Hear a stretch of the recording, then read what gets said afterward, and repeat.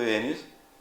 The leader కార్యక్రమంలో ఈరోజు మనం మంచిర్యాల కార్పొరేషన్ 52వ డివిజన్ బీజేపీ అభ్యర్థి కోటగిరి స్వాతి రవికుమార్లు మనతో పాటు ఉన్నారు. వారిని అడిగి తెలుసుకుందాం, అక్కడ సమస్యలు ఏమున్నాయి, వారు గెలిస్తే ఏం చేయబోతున్నారు తెలుసుకునే ప్రయత్నం చేద్దాం. మనతో పాటు స్వాతి రవికుమార్లు ఉన్నారు. చెప్పండి, మీరు ప్రజలకు పోతున్నారు, ప్రచారంలో ప్రజల నుంచి ఎలాంటి స్పందన వస్తుంది, వారు ఏం సమస్యలు చెప్తున్నారు, మీరు గెలిస్తే ఏం చేయబోతున్నారు? అందరికీ నమస్కారం. నేను 52వ డివిజన్ హైటెక్ సిటీ కాలనీ జన్మభూమి నగర్ జాఫర్ నగర్ నుంచి బీజేపీ అభ్యర్థిగా బరిలో ఉన్నాను.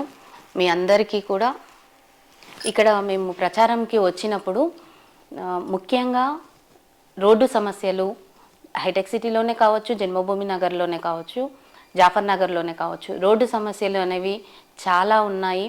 అలాగే డ్రైనేజ్ వ్యవస్థ అనేది చాలా క్లిష్టమైన పరిస్థితులలో ఉంది. పారిశుద్ధ్యంకి సంబంధించిన పరిస్థితులు చాలా ఇబ్బందులను ఎదుర్కొంటున్నారు. కనీసం మంచినీటి సౌకర్యాల కోసం కూడా ఇబ్బంది పడుతున్న పరిస్థితుల్ని ప్రజలు మాకు వ్యక్తం చేస్తున్నారు. ప్రజల మనోభావాలలో మార్పు కోరుకుంటున్నారు అనే విషయాన్ని వాళ్ళు సుస్పష్టంగా మాకు తెలియజేస్తున్నారు.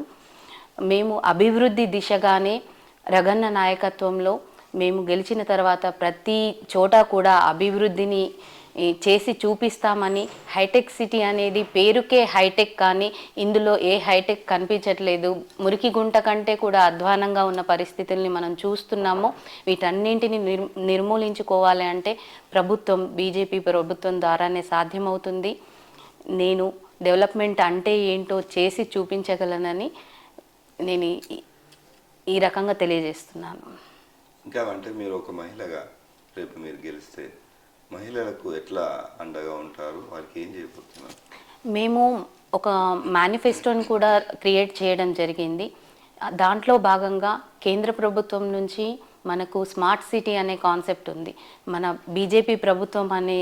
బీజేపీ నుంచి మనం ఇక్కడ అధిక మెజారిటీతో గెలిస్తే మన మేయర్ పదవిని కూడా మనం కైవశం చేసుకోగలిగితే అక్కడి నుంచి స్మార్ట్ సిటీ పథకం ద్వారా ప్రతి డివిజన్కి కూడా మనకు కొంత నిధి అనేది వస్తుంది. దాని ద్వారా డెవలప్మెంట్ అనేది చాలా త్వరితంగా జరుగుతుంది. అది రగన్న ఆధ్వర్యంలో జరుగుతుంది.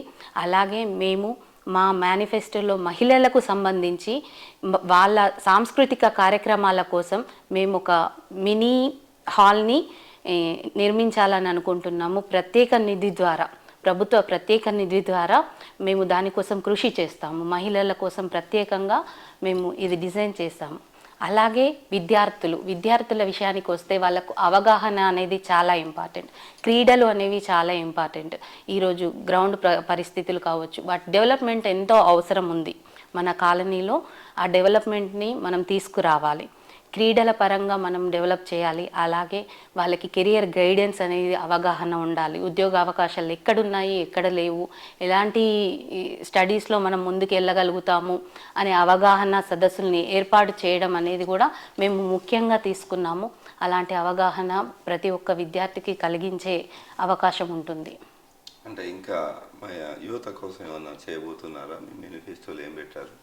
మేము క్రీడల కోసం అయితే గ్రౌండ్ డెవలప్మెంట్ అనేది వాళ్ళకి అవగాహన సదస్సులను ఏర్పాటు చేయడం కోసము, అలాగే వీలైతే ఇంకా లైబ్రరీని కూడా మనము ఏర్పాటు చేసుకోవాల్సిన అవసరం ఎంతైనా ఉంది. ఇంత పెద్ద కాలనీ, ఇప్పుడు హైటెక్ సిటీ అనేది ఎంతోమంది ఎడ్యుకేటెడ్ పర్సన్స్ ఉన్నారు, టీచర్స్, లాయర్స్, డాక్టర్స్ ఎంతోమంది ఉన్నారు. కానీ సరైన లైబ్రరీ ఫెసిలిటీ అనేది ఈ అన్నింటికంటే మంచిర్యాలలో పెద్ద ఏరియా అంటే ఈ 52వ డివిజనే. ఇక్కడే చాలా మంది ఎంప్లాయీస్ ఉన్నారు, ఎడ్యుకేటెడ్ పర్సన్స్ ఉన్నారు, అన్ని రకాల అవసరాలు ఉన్నాయి. కానీ లైబ్రరీ అనేది లేదు.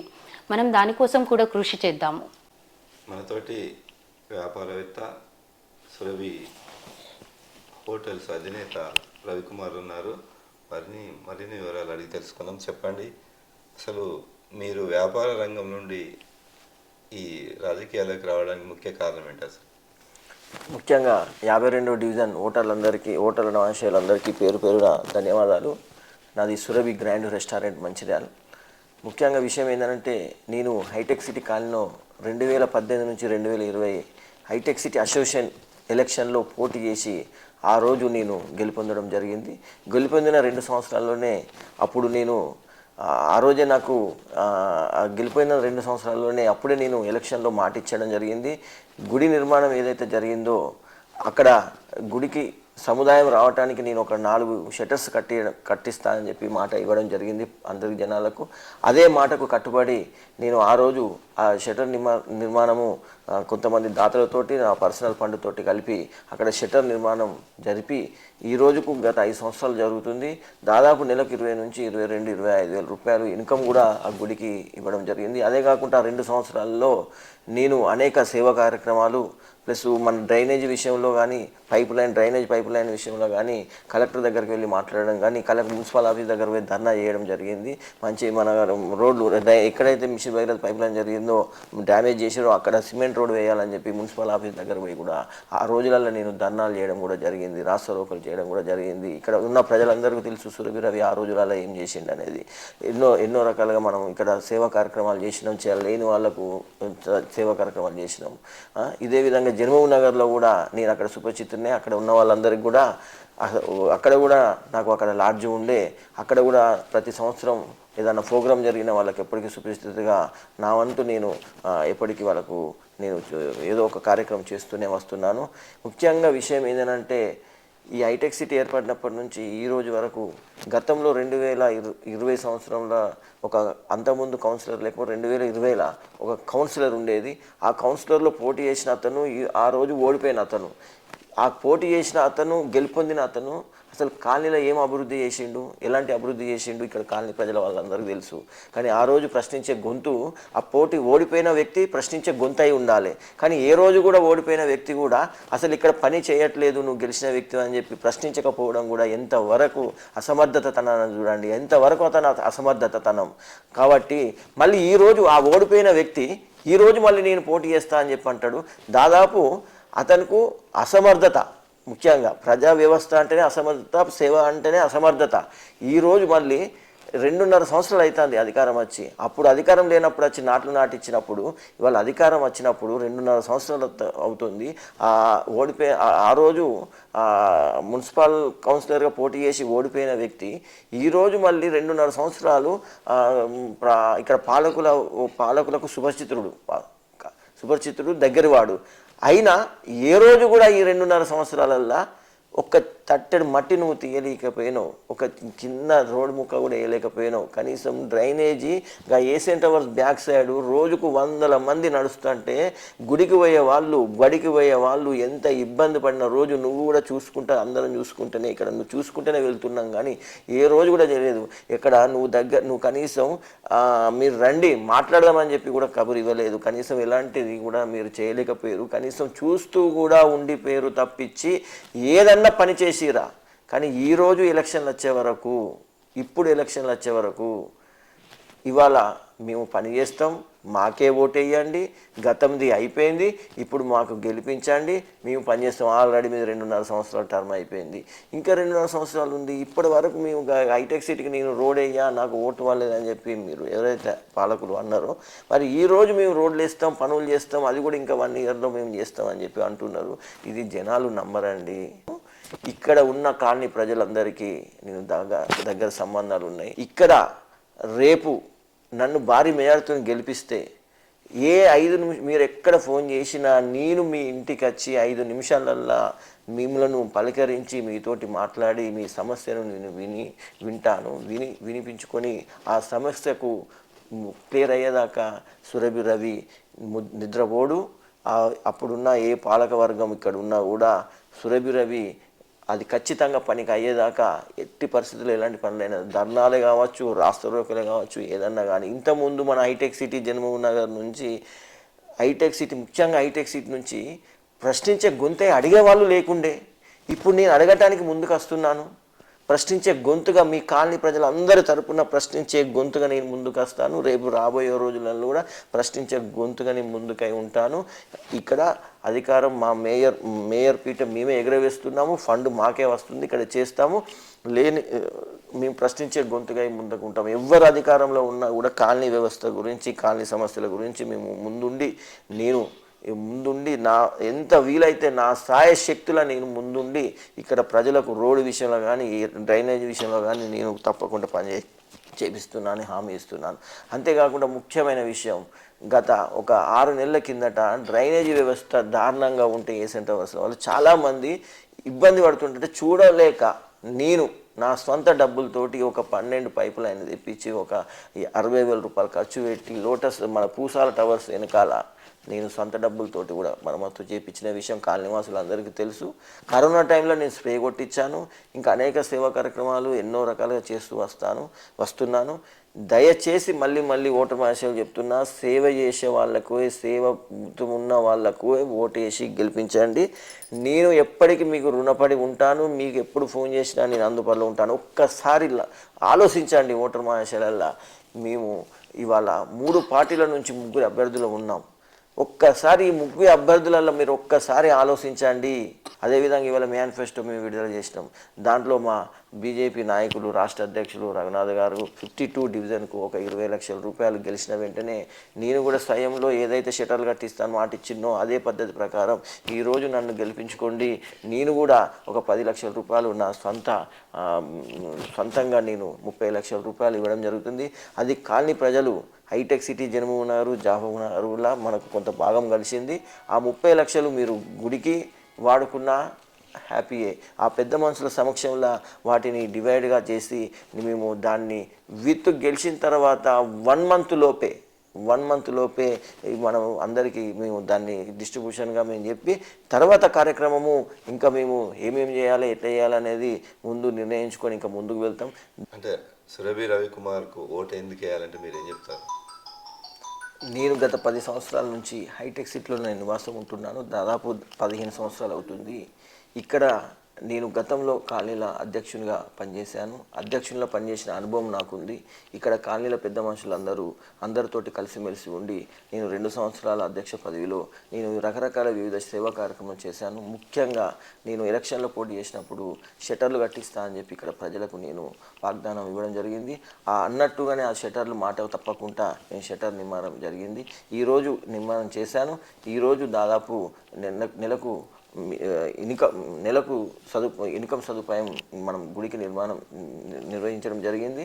కాబట్టి నాకు సేవ చేయాలనే దృక్పథం ఎక్కువ ఉన్నది. ప్రజలకు సేవ చేయాలి అనే ఒక సంకల్పంతో ఈరోజు నేను అధికారంలో లేకముందుకే నాకు ఎలాంటి ప్రభుత్వ పోస్ట్ లేకపోయినా నేను ఎన్నో రకాలుగా సేవా కార్యక్రమాలు చేస్తూ వచ్చాను. కాబట్టి ఇవాళ ఒక కార్పొరేటర్గా ఇక్కడ కాలనీ ప్రజలు 52 డివిజన్కు సంబంధించిన కాలనీ ప్రజలు మాకు ఈరోజు అవకాశం ఇస్తే ఇంతకంటే ఇంకా మెరుగ్గా సేవలు చేద్దామనే ఆలోచనతో నేను ఇవాళ రాజకీయంలోకి వచ్చి బీజేపీ పార్టీ తరఫున నేను మా ఆవిడ గారు స్వాతి పోటీ చేయడం, బీజేపీ పార్టీ తరఫున పోటీ చేయడానికి మేము ముందుకు వచ్చాము. హైటెక్ సిటీలో చాలామంది వ్యాపారస్తులు ఉంటారు, వివిధ పార్టీల రాజకీయ నాయకులు ఉంటారు, ఇంకా ఉపాధ్యాయ అంటే టీచర్స్ ఉంటారు, అన్ని రకాల ప్రజలు ఉంటారు ఇక్కడ. కానీ ఇక ఈ హైటెక్ సిటీ డెవలప్ ఎందుకు కాలే అంటే ఏం చెప్తారు? ఇక్కడ మీరు అన్నట్టుగానే ఇక్కడ చాలామంది రాజకీయ నాయకులు, ప్రముఖులు, విద్యావంతులు, మేధావులు, కవులు, కళాకారులు ఈ హైటెక్ సిటీ జన్మభూమి నగర్లో ఉన్నారు. కానీ ఇప్పటి వరకు ఇది అభివృద్ధి కాలేదంటే గతంలో ఉన్న గవర్నమెంట్ కానీ ఇప్పుడున్న గవర్నమెంట్ కానీ ఏ రోజు కూడా ఈ కాలనీ గురించి పట్టించుకోలేదు. గతంలో ఉన్న కౌన్సిలర్ కూడా ఏ రోజు కూడా ఇక్కడ కాలనీ గురించి డెవలప్మెంట్ విషయంలో కానీ ఎప్పుడు కానీ ఒక్క సంఖ్యాబలంతో కానీ ముందుకు వెళ్ళడం జరగలేదు. ఎప్పుడు కానీ అతని స్వార్థం కోసమే ఇవాళ 2 కోట్ల రూపాయలు పెట్టి ఇల్లు కట్టిండండి. కౌన్సిలర్గా పోటీ చేసినప్పుడు ఏమి లేదు. ఒక్కసారి ఆలోచించండి. అతని స్వార్థం కోసమే రాజకీయం చేసింది కానీ ప్రజల కోసం సేవ చేయడానికి ముందుకు రాలేదు. తన మీద ఓడిపోయిన అతను మళ్ళీ ఇవాళ పోటీ చేస్తుండు. ఓడిపోయిన నుంచి ఈ రోజు వరకు జనాలకు కనీసం ముఖం చూపించలేడు. ఈ రోజు వచ్చి మళ్ళీ ఓట్లు అడుగుతుండు. ఒక్కసారి ఆలోచించండి ఇక్కడ ప్రజలారా. కానీ మేము ఆ రోజు నుంచి ఈ రోజు వరకు రకరకాలుగా వివిధ సేవలు చేసుకుంటూనే వస్తున్నాం. దీన్ని దయచేసి గమనించండి. మేము కరోనా టైంలో కావచ్చు, డ్రైనేజీ విషయంలో కావచ్చు, మాకు సాయశక్తిలో ఉన్నంత వరకు అందరినీ కలుపుకొని పోయి మేము ఈ రకరకాల సేవలు చేసుకుంటూనే వస్తున్నాం. ఇక ముందు మాకు ఒక ప్రభుత్వ పోస్టుగా మాకు ఈ కార్పొరేట్గా మీరు గుర్తిస్తే ఈ 52 డివిజన్ని మేము ఈ 60 వార్డుల డివిజన్ కంటే 60లో కంటే 52ని ఇంకా మెరుగ్గా తీసుకుపోయి దీనికోసం మేము రేపు నెక్స్ట్ జనరేషన్లో మేము వీటి కోసం మేము హాల్కో మాకు మాట్లాడే అవకాశం వస్తే మా మేడంకు మేము ఖచ్చితంగా మన సమస్యల మీద ఇప్పటి వరకు ఎవరు ప్రశ్నించే గొంతుగా రాలేదు. మేము ప్రశ్నించే గొంతుగా హాల్లో అక్కడ మేయర్లో ఎవరున్నా మంచిదే, ఏ పార్టీ ఉన్నా మంచిదే, మేము అక్కడ మా మేడం ప్లస్ నేను బయట మేము ఖచ్చితంగా మన కాలనీ సమస్యల మీద మేము మెమోండలు ఇవ్వడం జరుగుతుంది, కాలనీ సమస్యల మీద పోరాడడం జరుగుతుంది. అవసరమైతే 1, 2 సార్లు 3 సార్లు విన్నపించిన తర్వాత కూడా ఇక్కడ సమస్యలు పరిష్కరించలేదనుకోండి, నెక్స్ట్ కార్యాచరణగా ఇక్కడ కాలనీ వాసుల ప్రజలందరినీ కలుపుకొని ఇంకా ముందు కార్యక్రమాలు మేము చేస్తాము. ప్రశ్నించే గొంతుకే మీరు ఓటేయాలని చెప్పి నేను మళ్ళీ మిమ్మల్ని వేడుకుంటున్నాను. ఎందుకంటే అధికార పార్టీ ఇక్కడ ఉంది, అధికార పార్టీ అభ్యర్థి మేము అధికారంలో కాబట్టి అభివృద్ధి చేస్తాం, వేరే వాళ్ళకి ఎవరికి వేసినా కూడా అభివృద్ధి జరగదని ప్రచారం చేస్తుంది. దానికి మీరేం చెప్తారు? అదేనండి, ఇప్పుడు ఇక్కడ అధికార పార్టీ వచ్చి ఇప్పుడు 2.5 సంవత్సరాలు అవుతుంది. ఇంతకుముందు ఇప్పుడు ఎవరైతే కౌన్సిలర్ ఉన్నారో ఆ కౌన్సిలర్ మీద ఓడిపోయిన అతను ఎవరైతే ఉన్నారో వాళ్ళు ఇప్పుడు అధికారంలో ఉన్నారు. 2.5 సంవత్సరాల నుంచి కనీసం ఇటు సైడు కూడా అధికారం వచ్చిన తర్వాత కూడా ఒక తట్టెడు మట్టి కానీ, ఒక చిన్న డ్రైనేజ్ పైపు లైన్ కానీ, కనీసం ఒక్క వర్క్, ఒక స్ట్రీట్ లైటు ఇవాళ హైటెక్ సిటీలకు రండి, మొత్తం చీకటి, ఒక లైట్ కూడా పెట్టించలేకపోయారు. ఎందుకు పెట్టించలేకపోయారు 2.5 సంవత్సరాల నుంచి? మరి కాలనీ వాసుల గురించి మీకు అంత కక్ష ఎందుకు కనీసం ఒక్క పని చేయలేకపోయారు? వాళ్ళు ఈరోజు వచ్చి మాకు ఓట్లు వేయండి, మేము ఇవాళ డెవలప్ చేస్తాం, రోడ్లు చేస్తాం, అన్నీ చేస్తాం అని చెప్తున్నారు. కానీ ఇక్కడ ప్రజలు ఎవరు నమ్మరండి, ప్రజలకు అన్నీ తెలుసా అండి. ఎందుకనంటే ప్రజలు అందరు ఇక్కడ విద్యావంతులు, మేధావులు, కవులు, కళాకారులు చాలామంది ఉన్నారు. ఇది ఒక్కటే నేను సురభి రవి గారితో సాధ్యమవుతుంది. ఎందుకంటే రేపు ప్రశ్నించలేక అక్కడ ఎవరున్నా, ఏ మేయర్ ఎవరున్నా మంచిదే, సురభి రవి గారు ఒక్కరే ప్రశ్నించే గొంతుగా ముందుకు వచ్చి ఇక్కడ సమస్యల మీద కొట్లాడతారండి. అదే మీరు ఇవాళ అధికార పార్టీకి ఉన్న అభ్యర్థికి ఓటేస్తే మాత్రం అది మీ ఓటు వేస్ట్ అండి.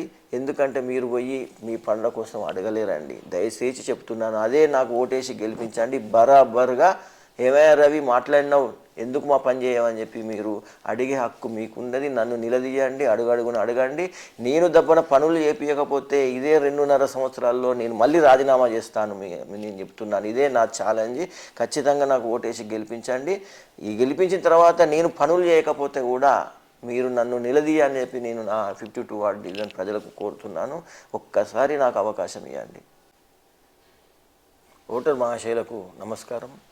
ఇప్పుడు ఎవరైతే కాంగ్రెస్ పార్టీ నుంచి పోటీ చేస్తున్నారో అధికారంలో మేమే ఉన్నాం, మాతోటే పనులైతే మేమే చేయగలుగుతాం, మీరు ఆలోచించండి అని చెప్పి చెబుతున్నారు ఎవరైతే. మరి గత 2.5 సంవత్సరాల నుంచి ఏం చేశారో ఆ ప్రజలందరికీ తెలుసు. కానీ ఇప్పుడు నేను చెప్తున్నాను, కేంద్రంలో మేమే ఉన్నాం, మా నాయకుడు నరేంద్ర మోడీ గారే ఉన్నారు.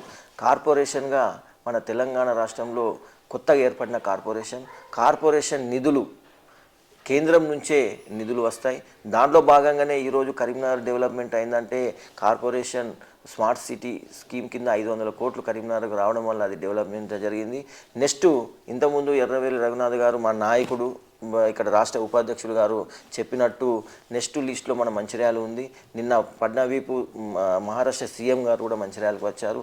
తను కూడా ఏం చెప్పారు అంటే, మా నాయకుడు ముఖ్యమంత్రి గారు ఇక్కడ మీరు ఏదైతే ఇక్కడ అధికారం ఇక్కడ రేపు మున్సిపల్ కార్పొరేషన్లో మీరు ఇక్కడ మేయర్గా బీజేపీ క్యాండిడేట్ను మీరు కూర్చోపెడితే ఢిల్లీ నుంచి నేరుగా కేంద్ర ప్రభుత్వ నిధులు స్మార్ట్ సిటీ పథకం కింద 500 కోట్లు మీకు ఇక్కడ ఎవరితో సంబంధం లేకుండా మేమే ఇక్కడికి ఇచ్చి మీ 60 వార్డుల డివిజన్కి సంబంధించింది మేము మొత్తం డెవలప్ చేస్తామని చెప్పడం జరిగింది. ఇవాళ ఈ కార్పొరేషన్ అంటేనే మనకు ఫండ్ వచ్చేదే కేంద్ర ప్రభుత్వం నుంచి. ఇక్కడ స్వయంగా ఈ 52 డివిజన్లో కూడా నాయకుడు ఎర్రబెల్లి రఘునాథ్ గారి ఇల్లు కూడా 52 డివిజన్. తను కూడా ప్రత్యేక శ్రద్ధ పెట్టి ఇక్కడికి ఫండ్ తీసుకొచ్చి డెవలప్మెంట్ చేస్తా అని చెప్పి నాకు చెప్పడం జరిగింది. చేస్తాడనే నమ్మకం కూడా ప్రజలందరికీ ఇక్కడ కాలనీ అందరికీ ఉంది. దయచేసి కమలం పువ్వు గుర్తుకే ఓటేసి మా కోటగిరి స్వాతిని భారీ మేరతో గెలిపించాలని మళ్ళొక్కసారి ఈ 52 డివిజన్ సంబంధించిన హైటెక్ సిటీ, జన్మభూమి, జాఫర్ నగర్ కాలనీ వాసులందరికీ మేము పేరు పేరున కోరుచున్నాము. చివరిగా మనతో పాటు స్వాతి గారు వారిని అడిగి తెలుసుకొని చెప్పండి. ఫైనల్గా మీరు ఎలా అభివృద్ధి చేయబోతున్నారు, ప్రజలకు ఏం చెప్తారు, ఒకసారి మీ మాటల్లో. ఈ 52వ డివిజన్లో మేము ప్రతి ఒక్కరికి కూడా ప్రతి ఇంటికి కూడా ఆడపడుచుగా నేను పూర్తిగా తెలిసిన వ్యక్తిని. ఇప్పుడు ఈ స్మార్ట్ యుగంలో స్మార్ట్ టెక్నాలజీలో రకంగా చెప్పాలి అని అంటే ప్రతి ఒక్కరి మొబైల్లో కూడా నా నెంబర్ అందుబాటులో ఉంటుంది. కానీ మనకు ఇంకా ఇద్దరు అభ్యర్థులు ఉన్నారు. వాళ్ళు కనీసానికి ఈరోజు ఒక్కరికి కూడా అందుబాటులో ఉన్న పరిస్థితులు ఏ రోజు కూడా లేవు. వాళ్ళ పేరు కూడా పూర్తిగా తెలిసిన సందర్భాలు కూడా లేవు. ఇక్కడ గుడి దగ్గరే కావచ్చు, కాలనీ డెవలప్మెంట్ విషయంలోనే కావచ్చు, ఇప్పుడు మన సురభి రవి గారు చెప్పినట్టుగా ఎన్నో సేవా కార్యక్రమాలను మేము ఈ 15 సంవత్సరాల మంచిర్యాల లైఫ్ స్టైల్లో చాలా వరకు సేవా కార్యక్రమాలను అందించిన విషయం ప్రజలందరికీ విదితమే, తెలిసిన విషయమే. ప్రతి ఇంటికి కూడా నేను ఆడపడుచుగా తెలుసు. నాకు ప్రతి ఇంట్లో కూడా ఒక అన్నున్నాడు, ఒక అక్క ఉంది, ఒక చిన్నమ్మ ఉంది, ఒక అత్తమ్మ ఉంది, ఒక మామ ఉన్నాడు, ఒక బాబాయ్ ఉన్నాడు. ఈ వరుస క్రమంలోనే మేము ఇన్ని రోజులు ముందుకెళ్ళిపోయాము. మా మీద ప్రజలకు నమ్మకము ఏంటంటే రవి వస్తే, స్వాతి వస్తే ప్రతి ఒక్కరికి న్యాయం చేస్తారు, ఏ పనిలో కూడా వెనుకడుగు వేయరు, అభివృద్ధి అనేదే వాళ్ళు లక్ష్యంగా పెట్టుకున్నారు అనే నమ్మకాన్ని ప్రజలందరూ కూడా మా తరఫున చూపిస్తున్నారు. ప్రతి చోట బ్రహ్మరథం పడుతున్నారు. మీరు వస్తే మాకు చాలా ఆనందంగా ఉంటుంది, మా ఇంటి మనిషివి, మా ఇంటి ఆడపడుచువి, నీకు నేను ఈజీగా నా సమస్యను చెప్పుకోగలుగుతాను. ఇక్కడ మేం చెప్పడం కాదు, వాళ్ళ మాటల ద్వారానే ఇక్కడ రోడ్డు సమస్య ఉంటే మీరే కదమ్మా ఈ పైప్ లైన్ని చేపించింది, రవే కదా ఆ రోజు పైప్ లైన్ సమస్యని మాకు తీర్చింది, మేము మీకు కాకపోతే ఎవరికి ఓటు వేస్తాము, వాళ్ళు ఎవరో మాకు తెలియదు, వాళ్ళ పేరే ఇవాళ కొత్తగా వింటున్నాం అని చెప్తున్న సందర్భమే ఉంది తప్పితే మీరెవరు అని అడిగిన సందర్భమే లేదు. అదేవిధంగా ఇప్పుడు 2023లో చూసుకుంటే అప్పుడు అంతకంటే ముందు జరిగిన ఎలక్షన్స్లో కౌన్సిలర్గా పోటీ చేసిన వాళ్ళు ఉన్నారు.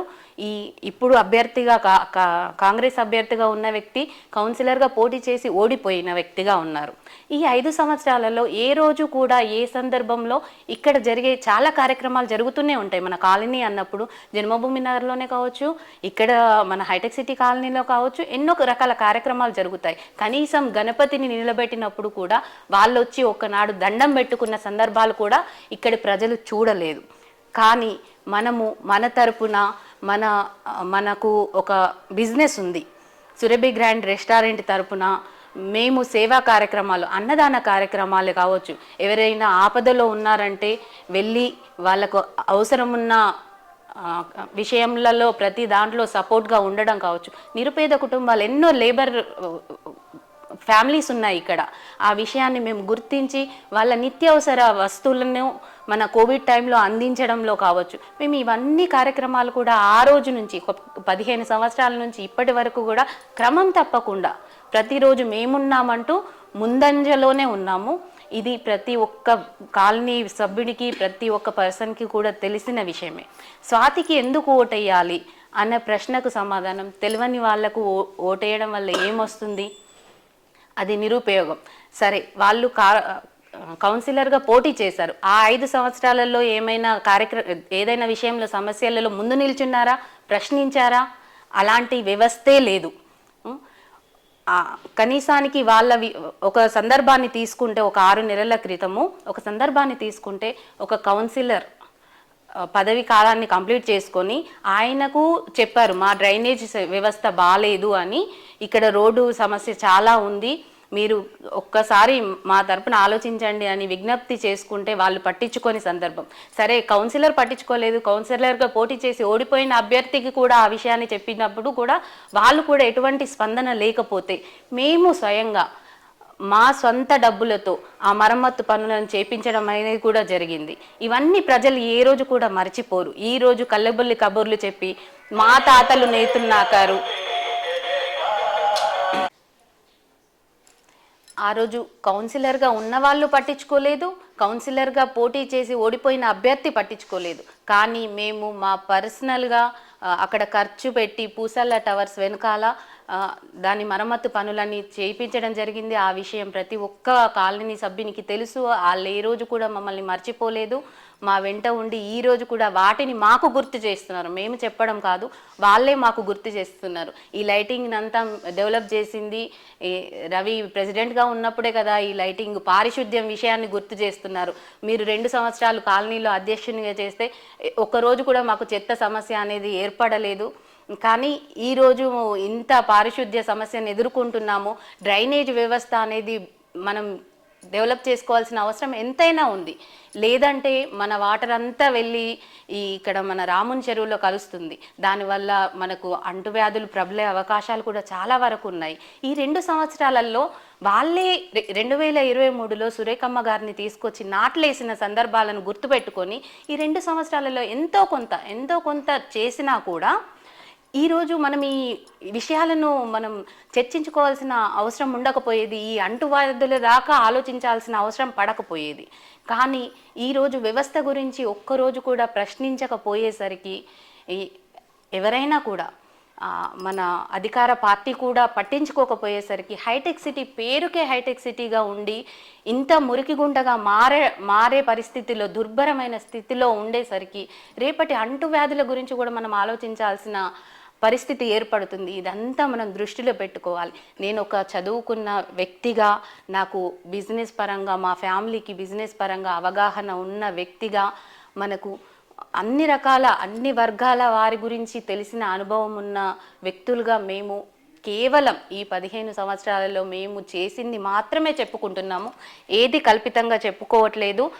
అదేవిధంగా ఇది మేము చెప్పడం లేదు. మేము ప్రజల్లోకి వెళ్ళినప్పుడు వాళ్ళ మాటగా వాళ్ళు మాకు చెప్పడం వల్ల అరే మమ్మల్ని ఇంత ఆదరిస్తున్నారా ప్రజలు అనే ఆనందాన్ని మేము వ్యక్తం చేస్తున్నామే. కానీ మేము మా మాటలుగా చెప్పట్లేదు. ఈరోజు ఈ మాటలన్నీ కూడా మమ్మల్ని ఇంత బాగా గుర్తుపెట్టుకున్నారా, ఈ చిన్న పనికి ఇంత గుర్తుపెట్టుకున్నారా, రేపు అభివృద్ధి చేస్తే వీళ్ళందరికీ మనం ఎంత సపోర్ట్గా ఉంటాము.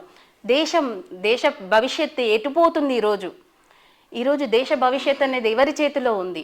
విద్యావేత్తలు ఉన్నారు, ఇక్కడ ఎంతోమంది టీచర్స్ ఉన్నారు, లాయర్స్ ఉన్నారు, డాక్టర్స్ ఉన్నారు. ఇక్కడ ఎన్ని అవసరాలు ఉన్నాయి, అన్నిటిపైన ఒక అవగాహన అనేదైతే ఉంది.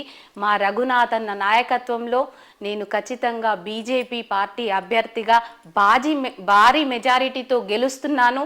ఇవన్నింటిలో కూడా నేను నా యొక్క కృషిని 100% ఇస్తాను.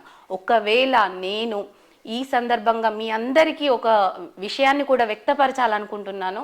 నేను చేయలేకపోతే నా వంతుగా కృషిగా నేను నా ప్రయత్నం అనేది 100% చేస్తాను.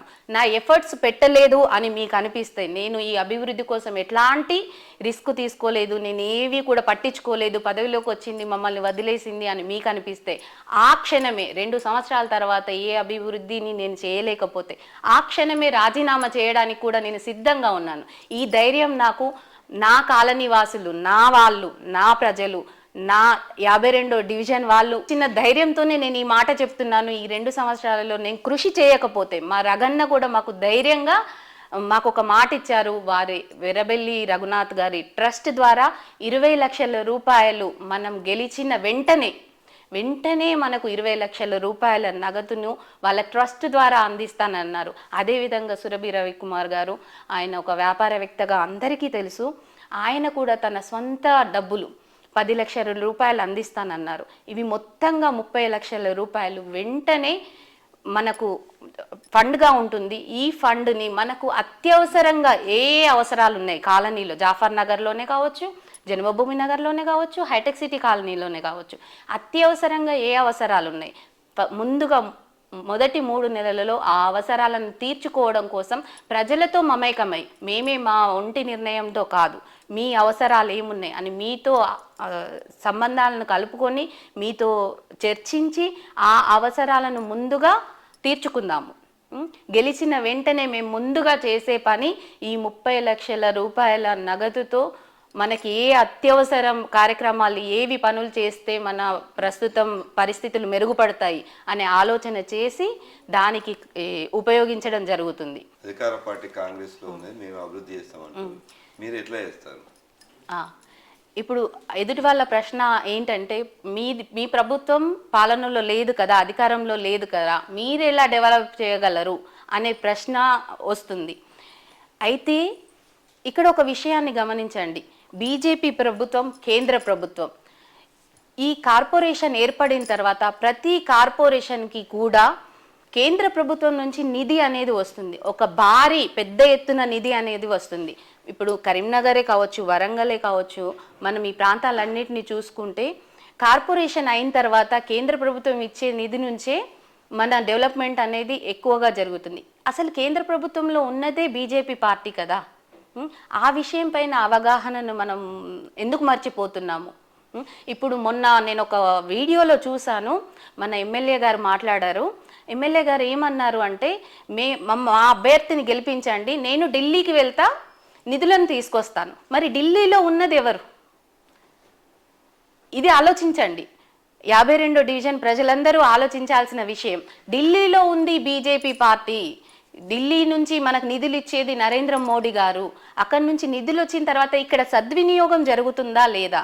సద్వినియోగం జరగాలి అంటే మళ్ళీ వాళ్ళ అభ్యర్థులుగా మేము కృషి చేయాలి, మేమే వాటిని పూర్తిగా వినియోగించాలి. ఆ ధైర్యం మాకుంది. పూర్తి నిధులను కూడా మేము సద్వినియోగం చేస్తాం. డెవలప్మెంట్ కోసం, సేవ కోసం మాత్రమే మేము ముందుకొచ్చాము. మాకు ఎట్లాంటి స్వార్థం ఇక్కడ అవసరం లేదు. మాకంటూ ఒక బిజినెస్ ఉంది, దాన్ని మేము చాలా బాగా చేసుకుంటున్నాము. మాకు ప్రత్యేకంగా ఏది అవసరం లేదు. ప్రతి ఒక్క డివిజన్లో ప్రతి ఒక్క ఓటర్కి, ప్రతి ఒక్కరికి కూడా నేను విజ్ఞప్తి చేస్తున్నాను. ఇక్కడ ఒకవేళ మనం గెలిచిన తర్వాత ఏదైతే కేంద్ర ప్రభుత్వం నుంచి వస్తుందో నిధి, దానిని సంపూర్ణంగా వినియోగించి అభివృద్ధి అంటే ఏంటి, హైటెక్ సిటీని మనం ఏదో రకంగా చూపించాల్సిన అవసరం లేదండి. హైటెక్ సిటీని హైటెక్ సిటీ లాగా చూపిస్తే చాలు. అదేంటో నేను చూపించగలను. అది రఘునాథ్ అన్న నాయకత్వంలో చేయగలనన్న పూర్తి నమ్మకం నాపైన నాకుంది. కేంద్ర ప్రభుత్వం స్మార్ట్ సిటీ పథకం పెట్టింది. స్మార్ట్ సిటీనే కాదు, స్మార్ట్ స్ట్రీట్గా మన ఈ 52వ డివిజన్ ముందుకు రావాలి. 60 డివిజన్లలో కూడా మనకంటూ మొదటి స్థానం దక్కాలి అని నేను ఆశిస్తున్నాను. మీ అందరి ఆశీర్వాదాలని కోరుకుంటున్నాను. చివరిగా మీరు ఈ 52వ డివిజన్ ప్రజలకు ఏం చెప్పబోతున్నారు? 52వ డివిజన్లో hitech city colony, Jafar Nagar, Janmabhoomi Nagar ప్రజలందరికీ కూడా నేను చెప్పదలుచుకున్నది ఒకటే, నాకు ఎట్లాంటి స్వార్థం లేదు. నేను సేవ కోసం మాత్రమే ముందుకొచ్చాను. నేను కావచ్చు, నా ఫ్యామిలీ పరంగా మా ఇద్దరి గురించి మీ అందరికీ తెలుసు. మేము సేవ చేయడం కోసం మాత్రమే ముందుకొచ్చాము. కనుమరుగైపోయే పర్సన్స్ మేమేం కాదు. మీకు ప్రతిక్షణం అందుబాటులో ఉంటాము. ఇక్కడ రగన్న నాయకత్వంలో మేము లోకల్గా ఉండే వాళ్ళము. హైటెక్ సిటీలోనే మా నివాసము, రగన్న నివాసం కూడా. ఇక్కడ మనకున్న మేజర్ సమస్యలన్నింటినీ కూడా పరిష్కరించుకుందాము. అభివృద్ధి దిశగా ముందుకు సాగుదాము. దయచేసి మీ అమూల్యమైన ఓటును సద్వినియోగం చేసుకోండి. కమలం పువ్వు గుర్తుకే మీ ఓటు వేసి నన్ను భారీ మెజారిటీతో గెలిపించండి. నన్ను ఆశీర్వదించండి. Okay, thank you. మొత్తానికి 52వ డివిజన్లో మాత్రం బీజేపీ అభ్యర్థి కోటగిరి స్వాతి రవికుమార్లు మాత్రం ఈ డివిజన్ అభివృద్ధి చెందాలంటే ఖచ్చితంగా ఈ ప్రాంతం హైటెక్ సిటీ, జన్మభూమి నగర్, జాఫర్ నగర్ సంబంధించిన ఈ ప్రాంతం అభివృద్ధి చెందాలంటే ఖచ్చితంగా సురభి స్వాతి రవికుమార్లకు మాత్రమే ఓటేసి గెలిపిస్తే ఈ హైటెక్ సిటీ, మురికి కూపంగా ఉన్న హైటెక్ సిటీ రేంజ్లో తీసుకెళ్ళడానికి కృషి చేస్తాం. ఖచ్చితంగా ఈ హైటెక్ సిటీలో బీజేపీ రాష్ట్ర ఉపాధ్యక్షులు వెరబెల్లి రఘునాథ్ గారు కూడా ఇక్కడ మాతో పాటు ఉన్నారు. మేము స్థానికంగానే ఉంటున్నాం. మీరు ఎనీ టైం ఎప్పుడు కాల్ చేసినా మేము మీకు అందుబాటులో ఉంటాం. రగన్న సహకారంతో కేంద్ర ప్రభుత్వ నిధులు తెచ్చి మంచిర్యాలలోని 52వ డివిజన్ను ఖచ్చితంగా ఒక స్మార్ట్ డివిజన్గా తీర్చిదిద్దడానికి మా వంతు కృషి చేస్తామని చెప్పి మాతో పాటు స్వాతి రవికుమార్ తెలిపారు. మరో లీడర్తో మళ్ళీ కలుద్దాం. నమస్కారం.